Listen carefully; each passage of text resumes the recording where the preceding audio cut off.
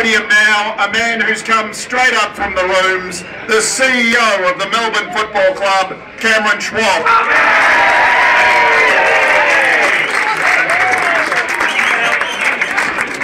This is my little mate Alex. Can anyone see Alex? Stand up, Alex. Who's your favourite player, mate? Jack Watts. Jack Watts. Okay, show them what you won yesterday. Yesterday I played a pre-season match and I got best on ground in the grand final.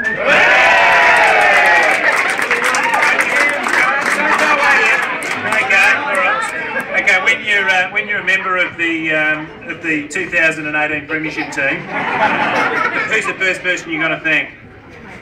Well, think about it. You definitely. And they're exactly the young blokes we're trying to win over at our footy club. And Alex is a fanatic. He was at the best and fairest last year. Loves the club. He's a good little tweeter. He's one of my little tweet mates, and he's a terrific young fella. So look, thanks very much everyone for coming here today. It was a scrappy old game, obviously, but they're the ones which you love to win.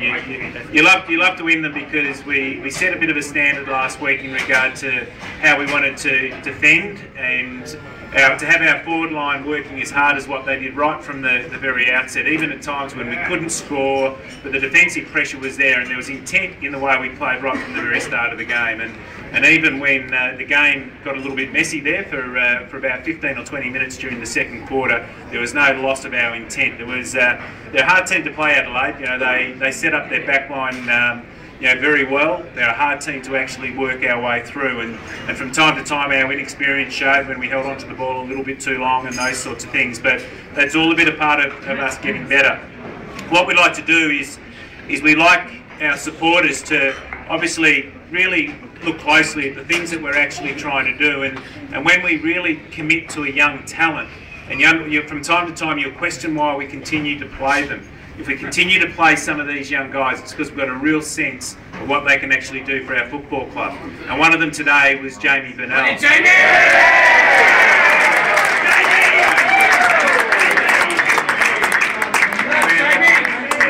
With every game he plays, he learns. There's another dimension to his game.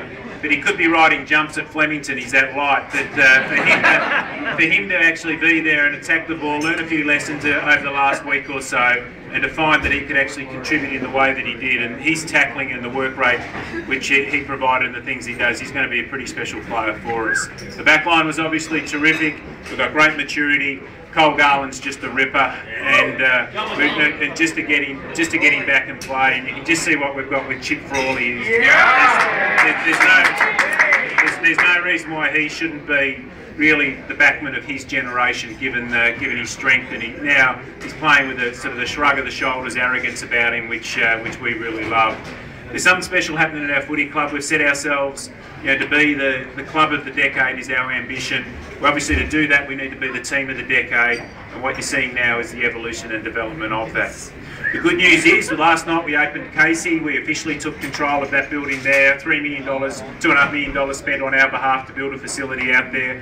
The Casey boys had a fairly similar win to this one yesterday, and it was terrific. Cold chain.